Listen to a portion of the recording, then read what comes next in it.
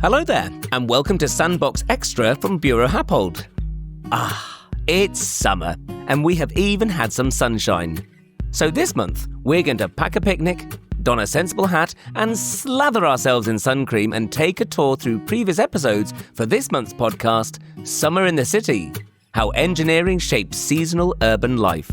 Each month for the past year, we have had a spectacular array of experts sharing their knowledge on the myriad issues that affect our cities as the seasons change, and the oft ingenious solutions applied to overcome challenges. So we'll be looking at rising temperatures, the ever-increasing importance of water management, how we interact with our green spaces, and how, especially in the summer, communities come together through activities and tourism, transforming our urban spaces into vibrant places full of energy. How has the urban space evolved as the climate has changed, and what are the issues around sustainability and resilience? So let's start with the biggie, the weather. Well, more than just the weather, the climate. Temperatures have been rising in recent years, and heat waves have been hogging the headlines with increasing frequency. Only now is humanity scrambling to mitigate and manage a hotter world. But when it comes to the places we live, the buildings we work in and those we call home, are they fit for purpose? And what changes are being necessitated in the built environment? I asked the panel to talk about this back in our episode Weathering Heights, and this is what Lara Balazs from Buro Happold said. What can we do as individuals ourselves? What can we be doing to help mitigate this, the little wins that we can do that might contribute towards a bigger communal thing? Having an understanding of building physics and how you operate your own building. So that might be your own home. So being able to understand, can I make use of cross ventilation, or do I have sash windows where I can make an opening at the top, bottom and at the top to increase the flow rate of air through my building? To be able to get comfortable with your energy bill and get comfortable with any energy data you have. We've got the smart meter rollout still happening in the UK, but through having smart meters in your home, you can access that data. So being able to access your data and look at how much energy am I using throughout the day? Can I see when I'm having a shower, when I'm using my kettle? Do I know what my home's base load is? And can I turn things off and turn things on? I think that getting comfortable with building physics and also with energy is such an important thing to be able to understand how you can use it better and just make sure that you're using our shared resources in a much more efficient way. Smith Mordak, CEO of UKGBC, added, I think in some ways these heat as a service models, it's a kind of like Netflixification of heating, right? It's like you're paying for a streaming service and you've got a clear billing that you understand and it's more related to what you know, but then you can always expect to go and watch your TV show or have the radiators on. But it also, there's another side to it that I think can put us at a bit of a distance from our own responsibilities as well to make sensible decisions. Do we really want to be running the dishwasher and the washing machine and 3 kettles when it's really not windy and really not sunny? Obviously, that's not sensible in a world where we have a limited renewable energy budget and we can't have everything on at once in the same way. I think sometimes the kind of on-demand service mentality leads us to expect that we can just have everything whenever we want to have everything and kind of disconnect us from the reality of, in the same way as you check the weather or you look outside the window before you decide what you're going to put on before you go outside, in terms of what you're going to wear, maybe we need to just be thinking a little bit more about the weather and our energy use. It's It's raining and it's not at all sunny. So I'm going to take my umbrella and also I'm not going to, put 3 kettles on and boil loads of noodles right now. I'm not into massive noodles right now. Yeah, you really like noodles. I do. It's true. And maybe I'm hungry, but I think it's just making those decisions in relation to what's actually happening and not just expecting to be able to have everything all the time. And I don't mean that to sound like, we should be overly kind of strict about that and no, you cannot have this and if I say so. I think there are good examples of where energy companies have just very simply, sent texts out saying, we don't have much energy right now. If you can turn anything off, please do. And people will do that. It works really well when they've done these trials because people will do that just because everyone gets Like, you don't have to necessarily make it about pricing or anything like overly complicated. Sometimes just transparent communication, like any good relationship, is enough to make a difference. And I think maybe for those on-demand things to work, they need to be paired with this kind of communication and mutual trust, and like building up the trust in the infrastructure and in the systems that we're all relying on. So maybe in some ways I'm answering your question by saying like, well, what is it that we can do? Well, I think we just need to understand a little bit more about all of the processes that are at play. And obviously anybody who's still listening at this point in the podcast is committed to doing that. So thank you. But also just being open to changing little parts of our behaviors, because those two little things can add up as well. And I think as we move from an energy system that is like using a lot of fossil fuels to an energy system that is much more reliant on things like the weather and how much storage we've got and things like that, then those peaks are much more difficult to service. So we need to collaborate a little bit to sort of smooth out our energy use. And so we have to do that through communication. There was a similar message in the episode Urban Wonderlands, Grey or Green, when we discussed the importance of green spaces and maintaining biodiversity in our cities and towns. The individual has a huge role to play, and children are at the heart of it. They are the future of this world of ours after all. In talking about the role of the individual, when it comes to enabling nature to thrive and why it matters, Tamsin Westhorpe, who is not only a Royal Horticultural Society judge, but is also a horticultural journalist and gardener, also highlights another recurring trope we uncover during Sandbox: education, education, education. Panel, what I'd like to know from you is, what's your ideal regreening scenario? And also, what if we do nothing, change nothing? What's the worst that can happen? I'm going to go to Tamsin first. My dream would be that children are taught horticulture at school, so environmental horticulture, not just at junior school, but right the way through the school system, so they fully understand the value of their environment.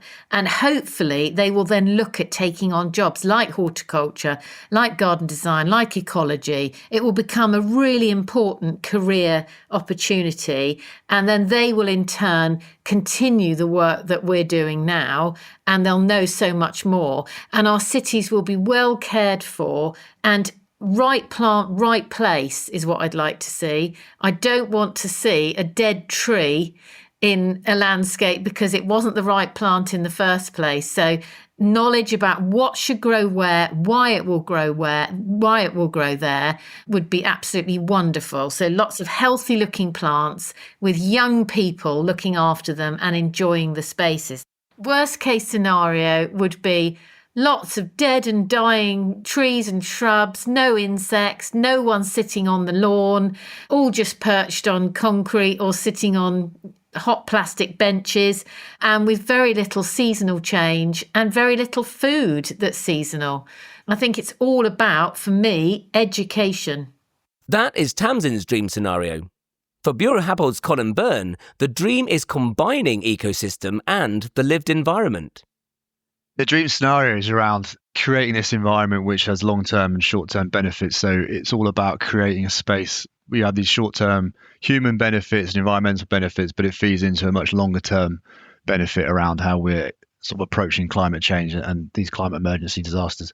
But I think what I'd love to see, and this is a bit random, but is to understand how a building is also part of our ecosystem. So we're in an ecosystem with the nature around us, but we don't recognize what we build as being part of that ecosystem. But it is. Yeah. And I think that the spaces that we build need to be built with habitats included within them.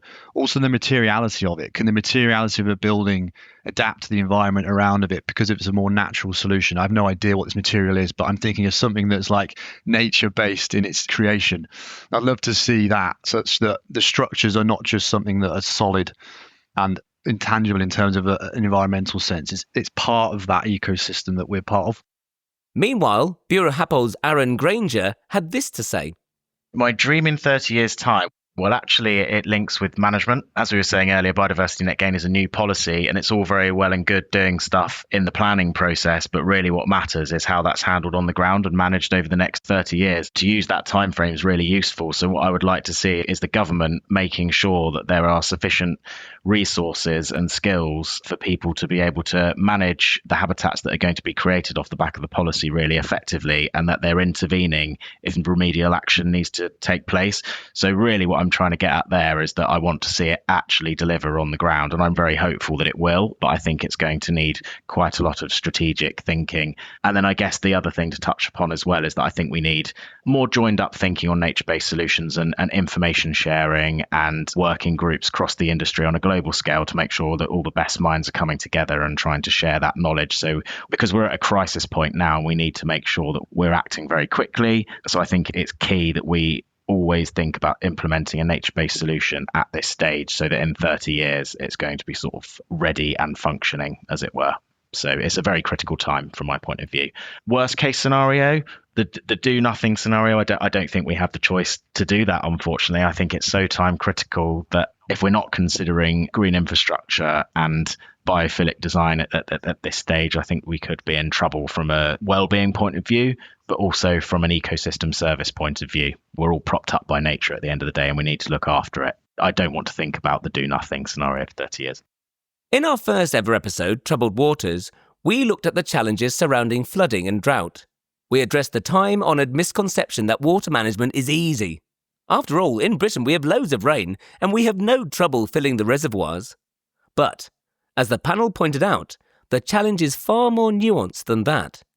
For a start, there is the question of quality, as Tom McNamara, founder and director of FreeUp, says. Just think about a two-tier system. You talk about the water coming in to our homes and the water that's then going out. What is the feasibility of, we get this lovely clean drinking water coming into our homes, which we make our lovely tea with our tea quality water, and our teenagers can have their myriad showers. But then this grey water that then just gets flushed away, that could be used in gardens. I think, am I right in thinking that drinking quality water is used in car washes? What are the pros and cons of something like a two-tier system? Let's go to Tom for the pros and cons of a two-tier system along those lines. I think a two-tier system makes quite a lot of sense because I also think it's a little bit mad that we wash our cars and flush our loos with drinking water. That seems slightly indulgent, I think, in any society, no matter your resources. And again, I think this kind of whole problem has really arisen because we have cities. A lot of people live in those cities, so you've got a lot of kind of concentration of resources and the use of those resources. That's why we then have to pipe in water from really far away, pipe sewage back out, treat it and put it back in the river. But really, you could, for example, use rainwater to flush loos. If the building's large enough, you can irrigate with various qualities of water. And there isn't the necessity to have all water be the grade of drinking water. But obviously, there's then economies of scale, which I'm sure Duncan and Louise will touch upon. No one solution can fix all the problems. And I think this is why it's quite a difficult subject. And again, a terrible analogy that I've seen to now use for years because I haven't ever replaced it is that water quality seems to be a little bit like happiness. Kind of everyone knows what it means to them, but the definition on what those variables are is really different depending on use case. Now, if you're irrigating crops, that's very different from brushing your teeth or making tea. But it really should be that we're using water at the point we're using it rather than by default just shipping it around the country. Because again, with climate change, we're going to see 30% wetter winters, 60% drier summers. And what that will do is when rain falls, not all of the rain runs into rivers. Some of it evaporates, some of it's used for kind of biological activity. So actually, when you increase the kind of wetness or you have flooding, it's going to cause a disproportionate effect. The southeast of England may be 60% drier. Now, quite a lot of that rain's already just evaporating into the air. So they're going to have to pipe water from Wales probably across down to the southeast. And if people could only use water where it was and have a bit of retention, they'll never fix the problem entirely, but it would definitely help not ship water hundreds of miles across the country, which just seems a little bit crazy to me as the kind of default action. Meanwhile, Buro Happold's Duncan Kerr-Reid and Louise Clark had these words of wisdom. One solution isn't a one-size-fits-all sort of thing. It doesn't apply everywhere. Grey water in particular is something that we absolutely should be pushing for, and recycled water as well, and using water where it's generated. And the potential to use grey water, which is capture water from non-polluted sources like a shower or a tap, and you reuse it for things that you don't need to drink it with, essentially. And there's so much opportunity for that, but it's really only able to be adopted in more new build situations where you can build it into the design. Whereas when we're looking at older buildings and trying to retrofit those sorts of things, and you have to have two pipe systems within the actual plumbing of the building, it becomes a lot more difficult. And then I think in those situations, it's looking at it more sort of a catchment scale, and what can we do in a wider catchment to make the best use of our recycled water and use it to supplement our current water supplies and reduce our overall demand. is really something that is going to be more of a focus in the future. Thank you. And I guess that there is an issue with public perception of the use of grey water. I was reading about the International Space Station where 80% of water is recycled. Am I right in thinking even the condensation is put back into the system? It's recycling urine and sweat through a chain of filters and bacteria and chemical reactions. Now, you tell a teenager to go out and spray the garden with that. That's going to be an issue. I'm just wondering, how do we address and how do we change people's perception of the use of grey water?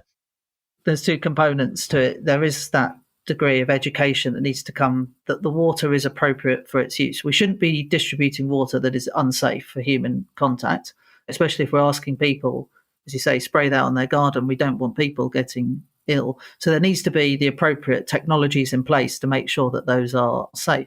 But it's about explaining to people that you don't need to use potable water to water your garden. Most of us have no problem with using water from our water butts. Whereas if you looked at the bottom of a water butt at the end of the summer as it comes out to dry, I think you'd be hard-pressed to argue that was clean. We already acknowledge that it's okay to use less than potable water quality for our gardens. But I think it's about getting people into the mentality that comes from their own recycled water. I think that will take some time. There's a secondary idea to it, which is about price pressure as well, is that it takes a lot of energy, a lot of infrastructure to produce clean water. And if we're using potable water for irrigating our gardens, it's likely to cost us, the individual or wider society, much more to be spreading that water across our gardens than it is to recycle water effectively we've already paid the most of the cost for and reuse. And with the expected increase in the price of water over time as water becomes more scarce and our water bills go up, I think that economic pressure will also help people to come around to the idea of reusing water. It's definitely all about education. Recycled water goes into our rivers all the time anyway, and it's normally treated to the right standard. When you use recycled water for a non-potable source, actually the amount of treatment it goes through is exceptionally clean. And it's all about just an understanding of what kind of standards it's being treated to. There's a lot of news about untreated discharges going into our seas and our rivers. That's water that hasn't gone through the treatment process. But what we're talking about here is water that is treated and is actually extremely clean and sterile and able to be used. I think it's a lot more about just an understanding and bringing people through that learning process. We work with water every day. So we have gone through this learning journey in our whole careers, whereas people who don't work in water haven't had that opportunity. So it's all about giving them that same opportunity as well. Just to jump in as well, I think, again, like you cited the space station because obviously it's like a little tin can orbiting the Earth all the time. But what people listening to the podcast might not know, and it might unsettle them, which is always useful to change opinions, is that obviously a river goes a very long distance. So actually there are examples in the UK where a perfectly good water that's treated from a sewage plant enters the river and then it's extracted further downstream for drinking water somewhere else. So actually you basically are already reusing some of the water in the UK. It's just because it goes into the river, you think it's outdoors now, but it's just like an outdoor pipe really. And I think when you look at kind of human psychology and economic effects, you've got things such as neighborhood effects. And that's just an economic term for if you build something and it causes a problem somewhere else, but you didn't pay those people for the inconvenience that it caused them, you're not really passing on the true cost of that product. So again, people listening to the podcast might just think, I just want like fresh water all the time for everything. That's not really an option because it will eventually just not work. But because people, as Lucy said, don't always work in water, they don't realize that actually at some point this will not work anymore. And also with human psychology and changing behaviors, there's kind of a really famous 3-point system. One is the trigger, second is the behavior, and then third is a reward. So the trigger of I don't want to use anything but drinking water is because they don't realize there's a different option. And then the response is I just want drinking water. And then the reward is I know it's safe. But going back to Duncan's point, if you had a water garden in your garden, so you're redirecting some of the rainwater from your kind of roof into a garden, your trigger then is, oh, it's raining. The kind of garden's filling it with water. The response and enjoyment of that is then seeing these kind of beautiful flowers, all this life that you've made happen. You've reduced the burden on the sewage facilities. You've reduced the burden from abstraction, and you've actually done a really good thing. And you can change that kind of human behavior from a very academic podcast to something where actually you look out of your kind of window and you're quite happy it's raining and you're doing a good thing, but it requires no spend, no effort, no action. And it's because you understand that you're actually really helping everyone else out and you get something beautiful at the end of it. Obviously, managing the climate is massive and a huge responsibility for us all. But there are other very important aspects to the built environment, such as the experience of those who live and work there. We want them to be happy, don't we? In the Sandbox episode, Heart of the Capital, Rethinking City Living, we explored the issues around this. What are the criteria for making a city thrive? What are the metrics for success? And in cities where the sheer scale of a place could potentially diminish that sense of connection, a fascinating solution known as the 15-minute community has been developed. Buro Happold's Laurie Robertson told us more. It's a concept that actually has been with us for a long time in planning terms, but it's come to have a much larger debate and resonance around it recently. At base, it's a very simple and very powerful concept, which is simply that many of the things I need to make my daily life livable, easy, workable, should be within easy reach of me. The 15 minutes is arbitrary, if you like, but the principle that I can access the education for my children, the basic shops and services that I need, sometimes where I work, the places that I go for recreation and leisure, all within easy, sustainable transportation distance, I think is really important.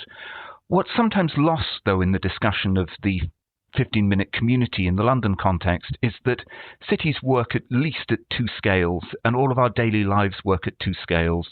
A global city like London works off the back of having complex economic clusters. Those clusters call on talent from across the city, so that anyone's experience of living and working in London needs to be able to work at both of those levels. There's that community that I have nearby, easy to use, easy to access, but there's also that bigger city economy that I need to easily be part of and to easily access. So the best 15-minute communities are ones which are networked, not simply isolated urban villages. Rainier Valcastle, also from Buro Happold, added, I think of it from a people point of view and from a user point of view. The scale of London is sort of really conducive to help people move through spaces and connect. I think definitely off the back of COVID, residents of London have really started to realize that it's actually quite a decentralized city, or at least it's becoming so. Less of a reliance on getting to the city center, but more looking at having some hubs for people to sort of congregate around and really create communities and some real separate sort of cultures around the different spaces around London. From a district or from a campus point of view, you see a lot of new developments popping up, like Battersea down in South London, where there's a brand new development coming along, which has really been a big catalyst for regeneration. And you can sort of see communities really propping up and businesses making that their home. Likewise, in Stratford, off the back of the 2012 London Olympics, that whole massive regeneration piece around the key facilities in Stratford, but also the Queen Elizabeth Park and all the new residential buildings that have sort of risen up off the back of that. You can see how people have realized they don't have to be in the center of London. There's a really good opportunity to leverage different thought pieces like the 15-minute community or connected cities and providing that connectivity. I think where London could possibly do better in the future is finding a way to connect all of these mini hubs to create this connected city. I think we are getting there. There's a lot of public sector funding and even private sector funding and looking to leverage that. But it's how we zoom out and from a cityscape point of view, identify what those key connection points are. It's summer, and we're all thinking about our holiday. Of course, tourism is hugely important for our cities. People arrive in their thousands during the summer months, and that is great news for cities in many ways. But it also has to be sustainable. And it has to be all about balance, as author and guest lecturer Lindsay Horden said. Bath's a good example in that, it is it's a tourist destination where 5 million tourists visit a year, and the population of Bath is like 85,000, so it's tiny. But Bath also has, it's got a rugby team right in the city centre. It's got 35,000 students that visit each year. It's very much a living, working city. And a kind of strange thing happened in COVID in Bath in a way, in that local residents sort of discovered the city as tourists themselves. Suddenly there were no tourists visiting and you were able to sort of fall back in love with your city as a tourist might. I was thinking of there's these fields in Bath that look down over the sunsets, and people kind of they started in COVID going to sit on these fields to watch the sunset. And now that people have started travelling again, it's become something that tourists and travellers to Bath do. It's actually one of those things to do. And it was never one of those things before. And now you can sit on that field as a Bath resident, but also you can sit amongst travellers and tourists. And actually that's one of those lovely integration things that's happened. I think that you're really right about taking the tourists outside of Bath. There's so much around. That's something that you can apply to every single city. Venice may look like a sort of Disneyland film set of a destination, but it's a working city. It's got schools, it's got universities in it, it's got people living lives. And maybe it's just knowing that where you live is the same as where everybody else lives. And most importantly is that you aren't just there to look at pretty buildings or lie on a beach. You're there to understand a way of living, and you're there to be respectful, and you're there to integrate and hopefully fall in love with the people as much as a place, and therefore leave gently and respectfully. But at the same time, keeping the joy of travel. We want to keep interested in other places. And what about when we're inside our homes and our offices? I had a thoroughly fascinating chat with Buro Happold's Daniel Bailey and Lena Kalpakidi in the episode How Buildings Affect Your Sleep, Stress and Productivity Without You Even Noticing. When I think of building design, I think of the big things, walls, ceilings, roofs. Does it look nice? That sort of thing. I never knew how much thought goes into the way sound and light travel through a space, how profoundly they can influence productivity and well-being, and how clever design means we, the user, can control and manage both. There are clever acousticians and lighting experts who bake sound and light into the very design of buildings. But also, again, we, the individual, have agency too, and Dan and Lena revealed how. When you're looking at home design, and indeed actually this also applies to office design, what are some of the most common mistakes you see when it comes to lighting and configurations thereof? I would say a common mistake is lack of flexibility. So many spaces, even nowadays, fail to adapt to different needs and individual preferences. Lighting can offer this flexibility with different scenarios and controls. Another frequent issue this is more for offices, is glare coming from light sources or insufficient illumination, which fails to offer comfort people to complete their tasks. Thank you, Lena. Dan, same question to you. When we talk about home rather than office, what are the things that are the same? What are the things that are different? It's really similar, but I guess it's in terms of use. And I'm going to go back to that point that Lena made. It's the use of the space. And that's the thing that drives what we do. So in an office space, we want to provide a level of privacy. So we talked about noise masking earlier on, Andy, my favourite topic. We want to be designing noise levels so they're up at that 40, 45, 50 decibel mark. So we can provide a degree of privacy in a big space. What we want to be doing is we want to be designing it so it's really lovely and quiet, so that we provide a brilliant baseline for people to then be able to create the acoustic environment that they want. So some people, and this is where it gets a bit subjective, and what we do as designers is we provide them a lovely baseline that's quiet.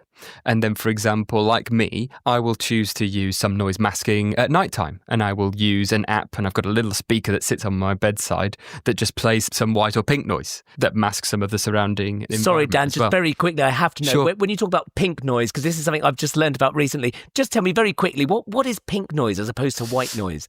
So, pink noise has an equal amount of energy in each band. It's unweighted. It gets a little bit technical. Fundamentally, if I was to really simplify it, I would say it's got more energy at the low end than white noise does. It's a bit bassier, fundamentally, compared to white noise.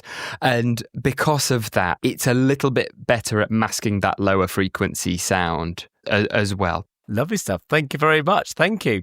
So, sorry, Dan, I actually talked over you, didn't I? Yes. I was going to just talk about briefly some of the collaborations that we have as well in the residential space to form this baseline.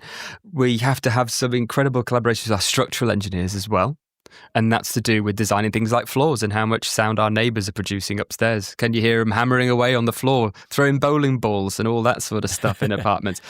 We have to be able to control that noise, and that's covered by statutory regulations as well, which is brilliant. I think one of the frustrations as an acoustician for looking at this for years has been that things don't happen until it becomes statutory. It's the same with noise coming in from the outside, and that's what sits with the planners as well. So again, we have a lovely crossover with our facade engineering team. So we're designing these things to stop the noise from coming in. We've got the mechanical services, so bring in the noise. It's often mechanically ventilated now in apartments with fans. So we have that crossover to make sure that the fans aren't too noisy with the mechanical engineers as well. And as I mentioned, we've got our sustainability folks as well, who we have to balance that overheating argument with as well. So it's not just the acoustics. I would guess it's a little bit more holistic than that in terms of the design approach that we've got to have. And there's a lot of moving parts, basically. So there we have it.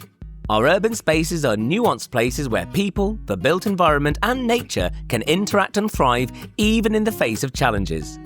With ingenious design, individual agency and a shared responsibility from government, business and you and me, we can create an urban future that is exciting and thriving. So go out and enjoy our urban spaces this summer. There are lots of exciting Buro Happold projects for you to enjoy.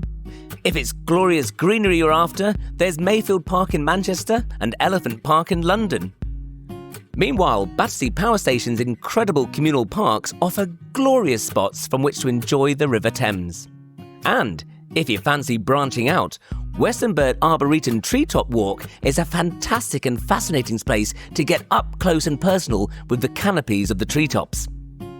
And if the summer weather goes a bit British on you, there's always the fascinating Hyde Park Picture House in Leeds, and then the hushed reverence of the Boston Library in Lincolnshire. And we want you to get involved, dear listener. Don't forget to subscribe to follow the show. You'll find Sandbox in all the usual sources of podcast goodness. Bye for now. Now, where did I put my sunglasses?